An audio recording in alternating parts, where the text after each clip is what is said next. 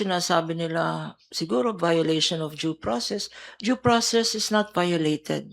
Your right to privacy is not violated because first of all, sa due process, meron naman silang opportunity to cross-examine yung authentic ba itong bank records na yun, what does it prove, etc. No? So, we welcome the statement of the defense that they are not opposed to the opening of the bank records and the BIR statements because kung sinasabi nilang due process of the defense, no, meron ring due process ang taong bayan.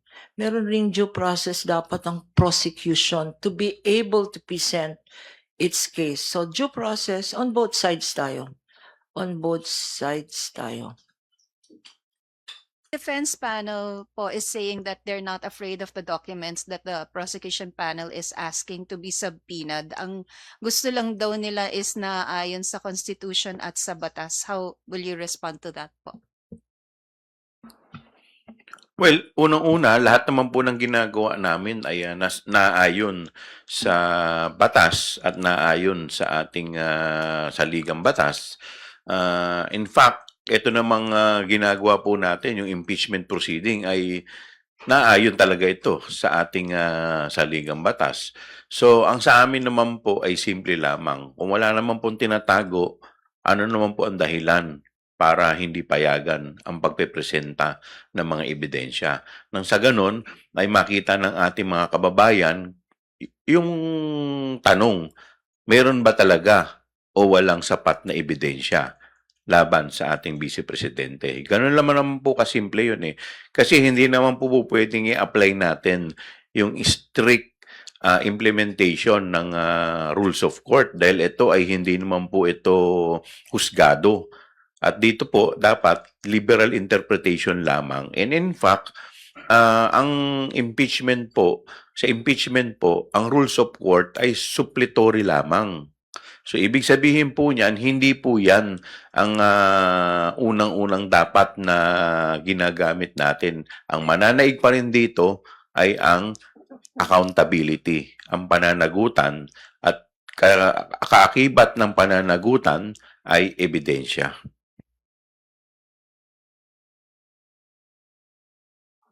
Attorney Kapunan, would you like to react? The documents, itong bank certificates at saka yung BIR,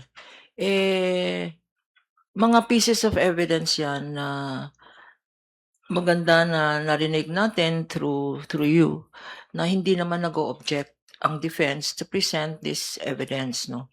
At idadagdag ko lang from the point of view of the law, kasi legal ang pag-usapan naman natin, impeachment trial po ito.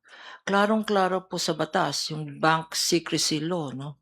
At sa ating mga anti-graft laws. Exception po, you can open bank records and you can reveal BIR documents in connection with an impeachment case. Ito po, klarong-klaro, hindi po subject sa interpretation. Naka-enumerate po yan sa batas. Impeachment case is an exception to the bank secrecy laws. Yun po ang sinabi ng aming proponent kahapon, si Congressman Shell Jokno, at marami ring decisions ang Supreme Court, no, as regards opening of bank records.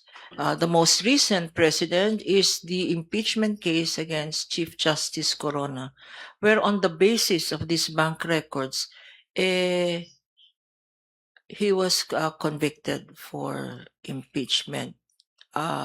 Due process, sinasabi nila siguro violation of due process. Due process is not violated.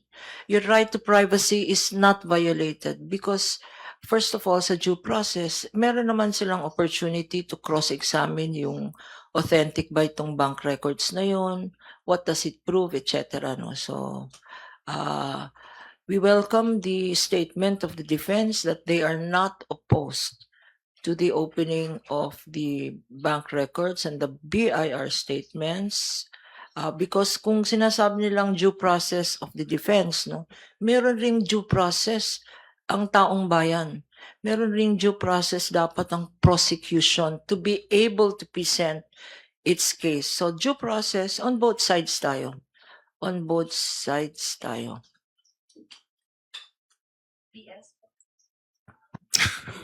Ang ganda ng pagkapaliwanag nila. Hindi ko pa alam paano ko magpapaliwanag. Siguro parang yung reaction ko nung umpisa parang, uy, defensive sila, may tinatago. Parang gano'n lang. Pero sabi ko nga sa mga interviews saka usapan natin kahapon, nandito na tayo eh. Nandito na tayo sa impeachment trial, di ba? Trial of the century. Pero sabi ni Kong Joel, baka trial of the year. Pero andito na tayo, so sana wag na nating hayaan na parang ang dating niya seke. Yung sa mga nakaraan na ilatag na po natin lahat. Pag-usapan na po natin lahat. Total, handa naman both parties. Tanggap naman nila kung ano man ang maging desisyon ng impeachment court. So, 'di ba? All out na tayo. Andito na tayo eh. Nabanggit na rin po ito before, yung fishing expedition. Dahil sabi ng defense, hindi naka-attach sa Saballa and Cabrera complaints yung documents na hinihingi ngayon ng prosecution. But would it have been possible for the complainants to attach those documents considering na meron nga pong bank secrecy law? Unang-una tapos na yung usapin sa complaint. Nasa hearing proper na tayo, wala nang kinalaman dito yung complaint. And in fact, nandiriinan na sa nakapaloob po yan sa pre-trial brief. Kaya nga po siguro dapat tapos na yung mga usapin sa complaint, so move on na tayo.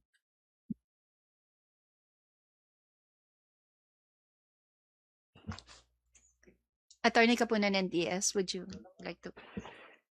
Itong bank documents, hindi surprise yan. Matagal nang pinag-uusapan yan. In fact, it is inaccurate to state na hindi yan minention sa complaint, no? Sa Saballa complaint at inulit sa fourth complaint, no? Klarong-klaro po na as ultimate facts kasi. Sa complaint kasi, ang linalagay doon, ultimate facts. Sa complaint, hindi linalagay ang ebidensya. Evidence is a matter for the court. Or in the case of the House Committee on Justice, kanya sinobpina ang evidence sa House Committee on Justice hearings to determine probable cause, no? Probable cause, at doon lumabas ang mga ebidensya. Hindi naman kailangan na i-attach sa complaint. At saka nagiging mutan academic na yan because sa pre-trial, na-mention na natin na isasabpina, riniserve natin. Kasi both parties may reservation. Ang ibig sabihin ng reservation? No? Yung reservation, kasi requirement po sa batas, no? At saka sa rules of court and rules of pre-trial ng Senado, kung hindi nakalista ang mga witnesses ninyo, or hindi naka-mention yung mga dokumento ninyo, hindi nyo na mapipresenta yan. That's why, pag na-notice nyo po, and I'm sure you've noticed, pag may pinapakitang ebidensya, sinasabi ng either prosecution or defense, previously marked ito. So, kagaya ng video on the Vice President, yung sinabi niyang, I've hired an assassin, may marking po yun, Exhibit P-4-10 na ginamit rin. Although meron silang sariling video, yung video po namin ang ginamit ng defense. So, hindi na nila pwedeng i-question yung tampered, spliced, artificial intelligence, etc. Admitted na yan. Kanya nga kami nagsabi, ay, admitted na pala ito. At saka gusto ko lang para maintindihan ninyo lahat, no? Kasi mahaba ang discussion on implied admission daw. Bakit pa magpo-prove kung impliedly admitted na ng Vice President and the defense that these statements were uttered? Ang mga nagsasabi sa na experts, hindi lang implied admission ito, confession. Hindi ba tayong mga lawyers at At tayong mga ordinary citizens, pag nag-confess na yung tao, ano yun? Di ba? Nag-confess na siya, oo, ginawa ko to.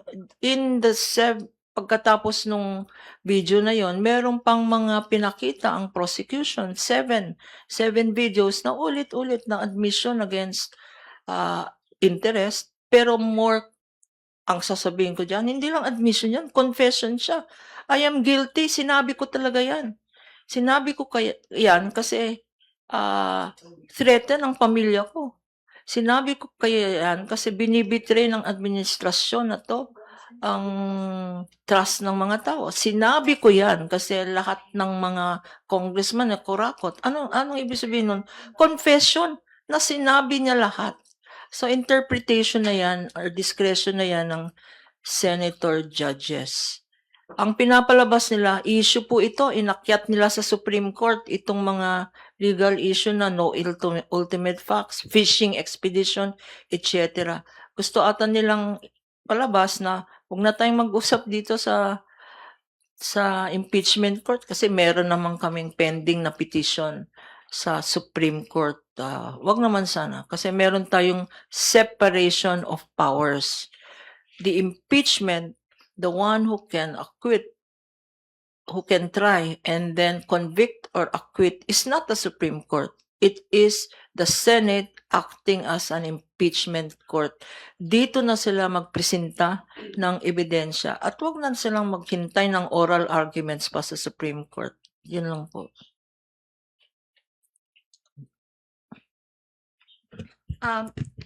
Ma'am, may final decision na po ba yung prosecution panel and Congressman Chua doon sa pagkuha ng authorization from the President to open the documents, the BIR box?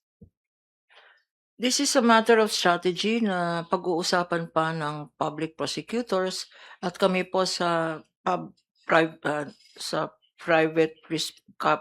counsel for the prosecutors, pag-uusapan po natin if it is still necessary, no? Because siguro ang ginagawang nilang batayan, yung statement ni former BIR Commissioner Henares, nung nag-testify siya at pinakita yung BIR documents, meron ng written permission ang President, no? But it is just a matter of fulfilling a requirement if required by the impeachment court. Kung required yan ng impeachment court, the prosecution will do what is necessary and legal as determined by the Senate impeachment judges. Well, kagaya po ng sinabi ni Attorney Capuna na legal strategy po yan. But in any event, syempre, i-explore muna natin yung ibang option. Kung hanggat maaari, syempre, ayaw naman natin na guluhin pa ang ating executive pagdating dito dahil marami rin namang ginagawa ang ating Pangulo. At kung may iba pang option, may iba pa kaming mga pwedeng gawin, yun muna ang i-explore namin. Kapag pinasabina po ba ng impeachment court yung documents na hindi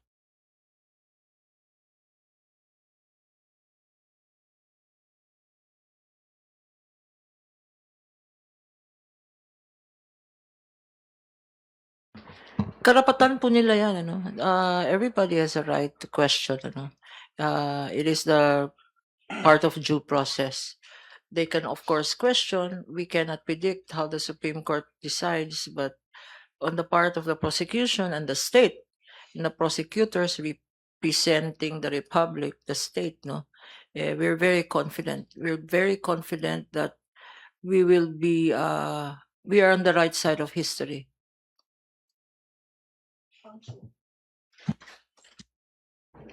May magti-TRO doon pag nangyari yun. Kilala niyo na kung sino. Sino, sir? Hindi ko kilala eh.